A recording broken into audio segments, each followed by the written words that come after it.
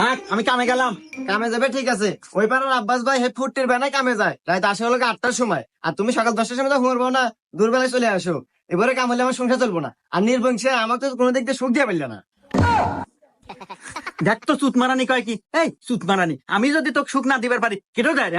হ্যাঁ, রে নির্বংশা, তোর দেওয়া যে সুখ আর আমার ঘরের ফ্যান সবসময় খালি ডগর ডগর ডগর ডগর ঘুরে, কোনো স্পিড নাই।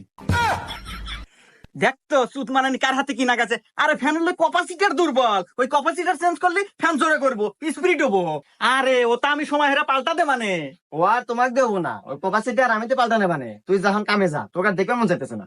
আচ্ছা থাক, গেলাম।